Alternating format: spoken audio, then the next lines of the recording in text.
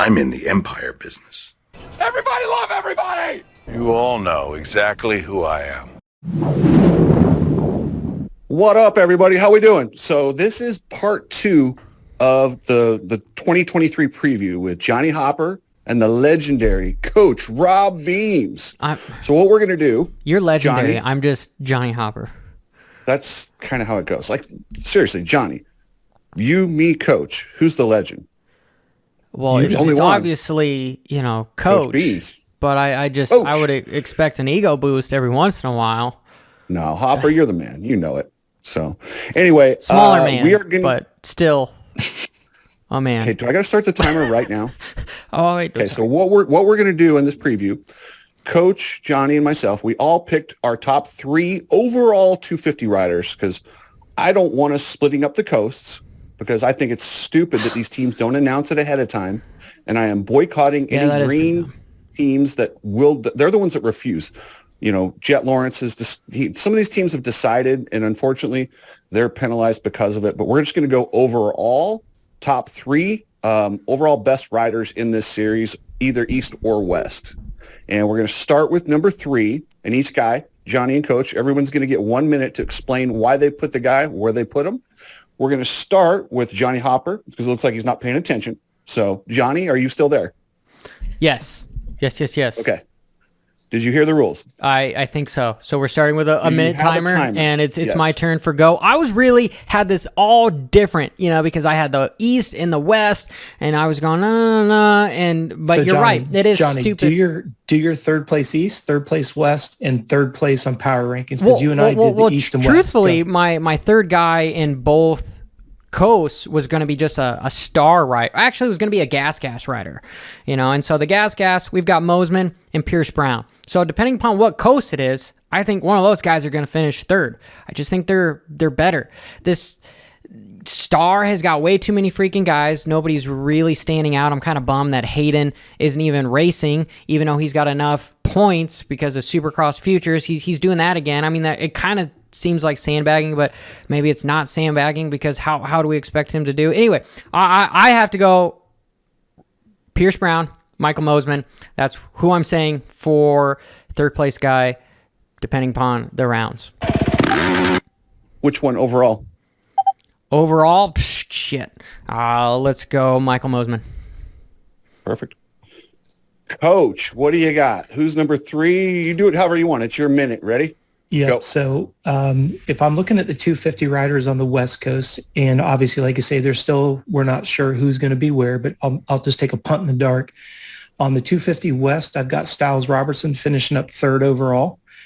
And on the East, I've got Joe Shimoda, assuming that they're going to put Hamaker and Shimoda on the East. In the power rankings, 3rd place, I've got Mr. Hunter Lawrence as finishing at the end of the season in 3rd place. Not bad, Coach. Johnny, what do you think about him with Mr. Hunter? 30 seconds left, man. Sorry. Hey, what did you say? Coach's minute. He can use it. He doesn't have to use it. No, just keep running with your thoughts if you want to jump into it now, or we can do it after we get them all stated. Johnny, if you want to digress, go ahead and just do it right now on Coach's time. Yeah, 10 seconds. Well, I do think that, Kawasaki's got a lot of riders there that I do say Joe Shimoda's a pretty good pick for that. And same thing with Hunter. Okay, time's up. Okay, guys, now it's my turn. And I don't know this Kawasaki team you speak of because they won't declare East or West. So I'm not going to mention any of those riders. No, that's not true. Jett Lawrence is going West. Well, that's duh. Trying to think. Troy Lee, I think they said what it was, but I can't remember. But Troy Lee, Pierce Brown's going West for Troy Lee. Or no, excuse me. Yeah, for Troy Lee, Pierce Brown's doing West. Yeah, see, it gets kind of confusing, but I'm going to go ahead and say my guy, Michael Mosman, is the number 3 overall ranked power ranking in the 250s. Damn it. My buddy Kenny Watson and I like to call him Jeffrey Dahmer because he seems so nice and such a great personality that, just kind of like there's got to be something on the other end. He can't be that nice of a guy, right? So, but no, in all fairness, I'm a big Michael Mosman fan, and I believe he is the number 3 guy overall. I like Pierce Brown, but I don't see him in number 3 anywhere, Johnny. He's even from my hometown, Utah, but I don't see it, man. He just can't keep it on 2 wheels. Johnny, thoughts on that? Thoughts are, so you think like a star Yamaha is going to finish better on depending upon that coast there? No, I said Michael Mosiman is on gas and he's number 3. I know, but overall, other coast, who do you think would be? You think it's going to be another gas, or you're just thinking overall Michael Mosiman? Because I agree with you again. We can play what if all day long. Michael Mosiman, number 4 in my overall power rankings was Levi Kitchen. Number 5 was Hunter Lawrence. So, and then Jordan Smith, another star guy. It's all over the board. But Johnny, let's hit your. Let's go for 1 minute, and we're going to go ahead and start with number 2 whenever you're ready. Dun dun dun. Is Josh Mosiman Michael Mosiman's brother? Yes, he is, from MXA. Great. He's the best thing to happen to MXA. Dude, I realized I talked to him a little while ago. He's got the same injury with the no joint where you tore the AC joint? Yeah, well, no, axillary nerve where you've got no muscle and you just got bone. You ended up having some surgery on it. But no, number 2. So it just, I don't know, it's just brothers in arms kind of a thing. And anyway, but I totally get the whole, those guys seem, all nice. But anyway, I'm digressing. Number 2, I want to say that it's going to be a Cowie. It's going to be Joe Shimoda overall, but depending upon what West, I think it's going to be McAdoo or Joe on either or. But Joe overall is number 3 if we're doing a silly power ranking deal for 250s. What'd you do for East and West in second, Johnny? For East and West, it depends on what's Joe doing on West, because on West, I don't want to. Time's up. I Just so you know, too much. There's a guy I heard of. I don't know what team he rides for. His name's Austin Forkner. I think if I was to rank a guy that rode a Kawasaki, I would probably put him 1 or 2. Well, 2, because number 1's clear. Forkner is kind of past his prime on a little bike. People have moved ahead of him. Past his prime? How old is he? But dude, you're only as good as your last race, and he's got the whole James Stewart effect, where as soon as James Stewart left the sport for a little while, he came back, and then this guy called Ryan Dungey, I don't know if you heard of him, but then just started waxing his butt and moving him out. The timer's up again. Easy there. You're going to get us banned from YouTube talking about butt waxing. I mean, I think Manscaped, they make that kind of stuff. What is it, like a Brazilian? What's it called when you get everything down there? Oh, it's called the Brazilian. A Brazilian? I don't know. It's a Brazilian walk. Hey, we're looking for sponsors. We need some butt wax any Brazilian wax companies out there, hit us up. Johnny's butt waxing. So. Coach, can we set that timer and get off the butt wax? So because I had it broken up into the West and the East, on the West side, I think Freezy is going to be number 2 on the West. Over on the East, I have Jeremy Martin. I think if he heals up, that's always, again, just like the bikes and who gets along with how they work. If Jeremy's healthy, I think he's got a lot of experience. I think he's going to be very solid on the East Coast. If I'm doing for the power rankings, it was interesting, Chris, because when I did my 4th, 5th, I had Shimoda and Styles Robertson, so it's kind of interesting. But at the end of the season, power rankings, 2nd place, I have Vince Freezy, 2nd overall. Wow, that's impressive. And I mean, got a bunch of people do it. He's a great starter. I mean, he had a good off season. He had a good last season. I mean, he's up there, put aside him taking out Christian Craig and all this, some of his antics, but he's proven to be there every weekend. So let's say you did. I mean, obviously you heard the rumor about him offering to pay a guy to take another guy out. What's your thought on that, Coach? Well, I mean, like you said, it's pretty much a low blow. I mean, come on, but there's no way to validate it did or didn't happen. I guess it goes back to what you said earlier, Chris. He's got a black flag or a black cloud over him, so everyone's going to say, yes, he's definitely done it. Until I see a canceled check, I'm not even going to put any emphasis on that whatsoever, but it's easy to blame him because, you've got pictures of motocross action of him driving straight up the middle of 2 lanes and saying, I didn't do it.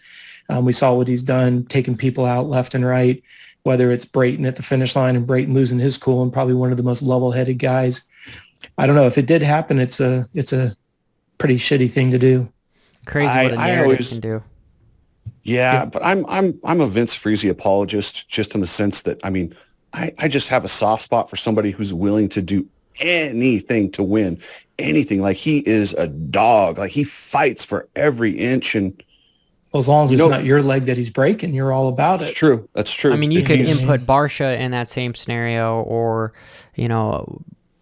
anybody else has been aggressive. I've even heard stories of Andrew Short being really aggressive to ride with too. And it's just, but what's funny is everyone, at least not on the track with Andrew Short, remembers Andrew Short as being like this lovable, likable guy that, hey, he's not going to do anything like that. I think what Vince has a little bit against him is that he doesn't do any PR. He doesn't do a lot of media to really say, hey, this is my side of the story. And if he was to just come out ahead of some of the stuff, I think people would have a better perspective on him. 100%. He doesn't play the bro game, and I dig that. And then, Johnny, if you want to hit me with carry the clock over there. to number 1. This one's tough, dude. No, I didn't get to go number 2 yet. Oh yeah, you didn't. Oh, well, you said carry over. Okay, reset. I meant carry on to give me my 1 minute so I can go. Anyway, I'm gonna just go ahead because Johnny can't figure it out. Star Yamaha. There's multiple guys who could actually be number 2 overall. I really had to debate where to put them. I mean, we're talking fractions of a second between, these top 10 guys in the power rankings. But I went with my boy Styles Robertson. Probably, that's picking with my heart a little bit, just because I think he's such a cool kid. I like his story. He's had a rough run in the pros. Now he's on the premier team, the premier bike. He's coming in healthy. I just think I've seen some improvements and some flashes from Styles that lead me to believe he's going to be one of these guys that kind of comes and finds his groove a little bit later on. And I think this is the year he gets some wins. And does he get a championship? I don't know. It depends on what coast he's on. And, in a short series, you got to be on every week. One big mistake and the championship goes to somebody who got 5th, 6th, 7th. It's different. So, okay, Johnny, I'm out of breath. Pause. Oh, I'm trying to get the timer going. There we go. I got to hire an assistant, so we're looking butt wax and assistant, maybe even. Maybe you can get one in both. Yeah, maybe I can. How is, Bobby Regan paying for 10 riders is kind of what I want to know is, what all goes in with that many guys. It baffles me because that is definitely the team to be on. But man, there's a lot of guys on underneath that tent. So we go number 1. Jett is obviously the winner. He's moving up to 450s. That's why I believe he's doing West Coast, so he's got more time to test, even though he's going to do a finale, with everyone else, but he'll have more time to ride that 450. And truthfully, I want to say Tom Vial. I'm thinking big things from this SOB, being a 2-time MXGP champ. Yeah, you guys, whatever you say. You said number 1? Yeah, as far as power winning ranking. His coast, I hope he's not on the same coast as Jett, because I think he'll do it. You take Tom Vial over Styles Robertson, Levi Kitchen, that whole green team, Jordan Smith, Nate Thrasher, Jeremy Martin, Max Voland? Yes. Seriously. Yep. I don't even see what the problem is there. I think it's a damn good pick. I think you're the one that has a problem. What has Tom Vial done in Supercross? It doesn't matter. What did we? I remember my quote. Supercross is no different than motocross. It just has a roof over it. The roof. My Supercross results are the same as his. Non-existent. I'm kidding. I know it's a totally different animal. Hey, there's some good things that happen, Cooksey. Let there be a dream, and let's have it under Tom Vial. Let's do it. He skipped out on the Motocross of Nations to do this for Supercross. Let's see him effing do it for Supercross. It's a prediction. It's going to go down. Timestamp this fucker. It's done. Set in stone. It's already on the trophy. Johnny, good luck. Coach, number 1, who do you got? If we're on the 250 East, I've got to go with Mr. Mature, Mr. Hunter. I think he's just each year that he's been able to get further and further away from those injuries. I think he's been able to prove why he got the original offer that he did with coming to the States.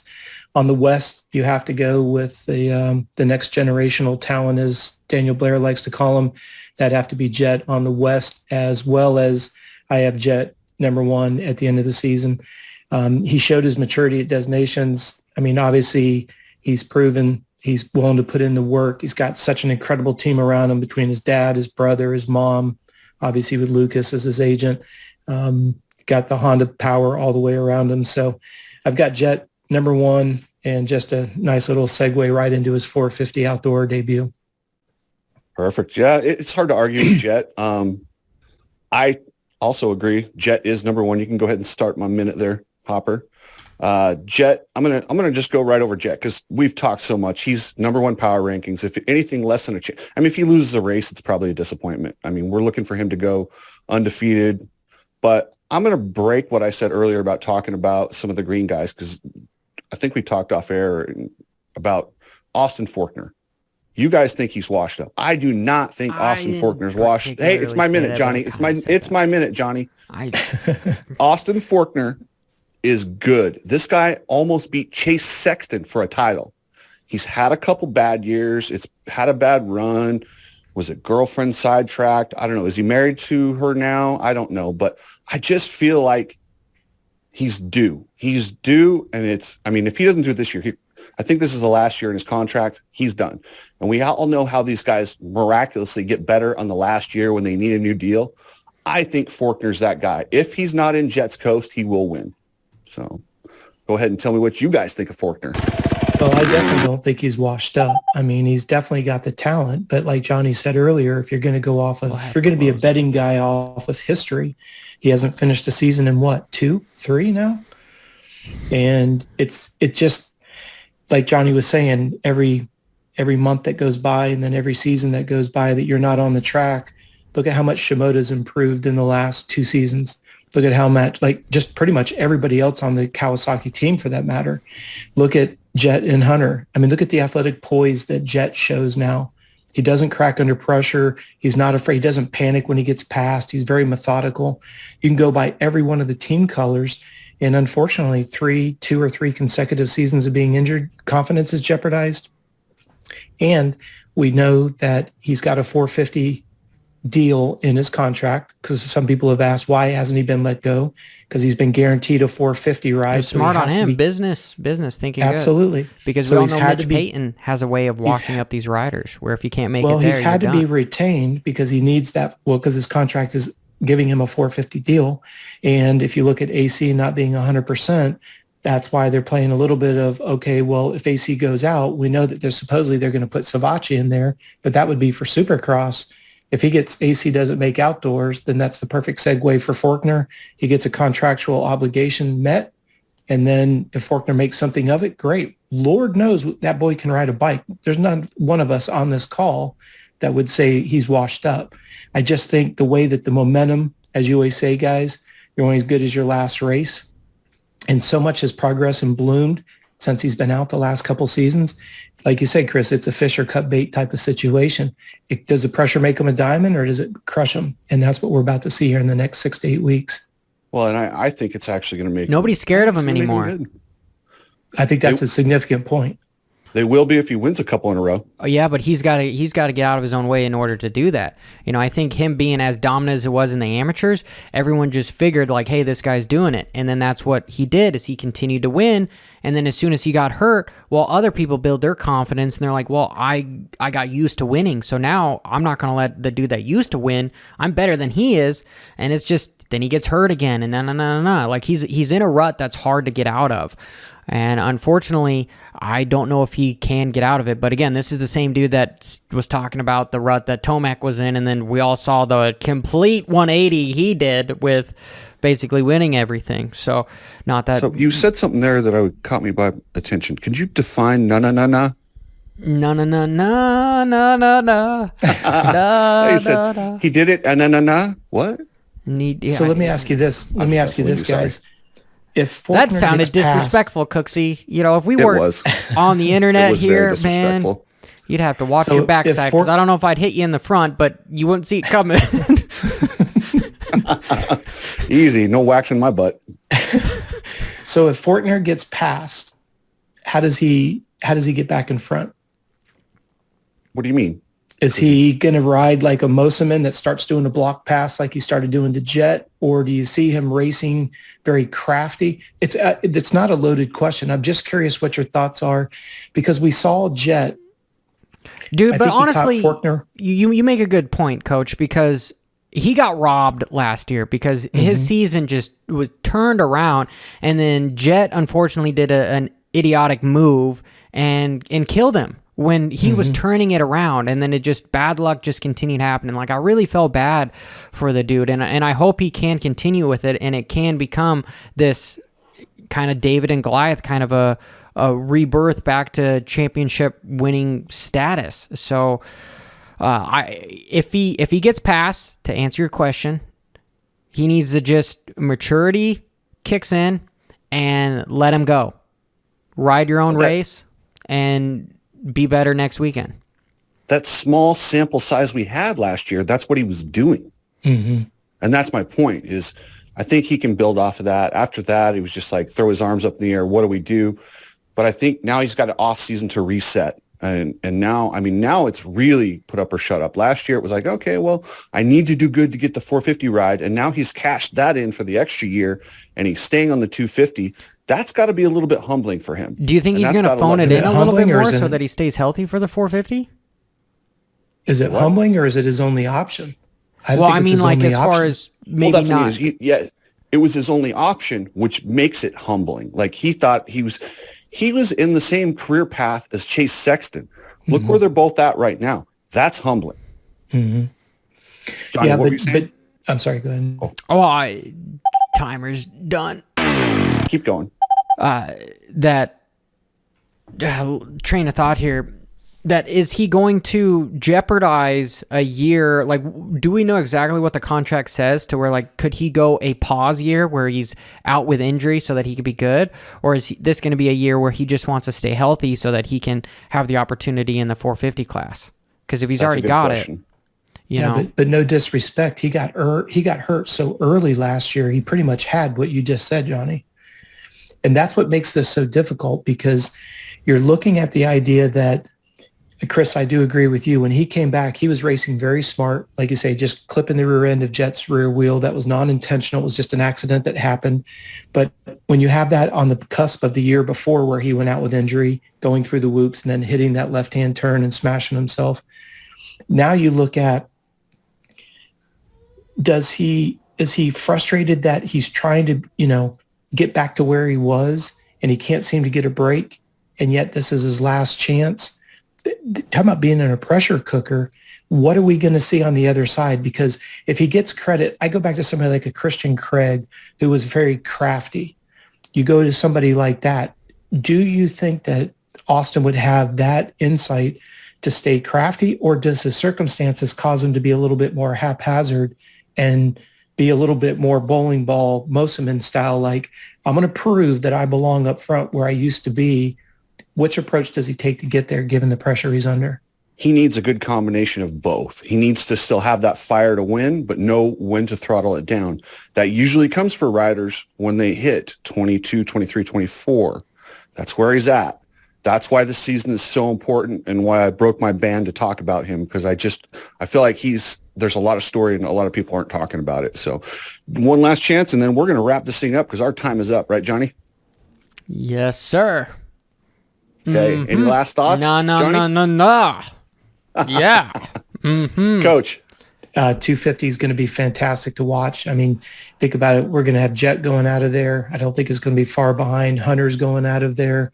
You have a lot of Cowie graduates that are going to want to be moving out of there. You got a lot of guys retiring in the 450. This 250 year is going to be very, very interesting, because it sets the tone for a lot of paradigm shifts that are going to happen in 24. Yeah, like Cooper not being allowed to go back down to 250. And yeah, with the new rules, we didn't even touch on that. We'll have to get that at a different time. But hey, guys, we're going to be doing one of these shows. Jeez. We're going to do one of these shows every week on Johnny's channel, and Johnny's going to run the timer, and I'm sure he'll yell at me, and I'll probably yell back. But anyway, check it out, and we'll catch you guys later. Peace.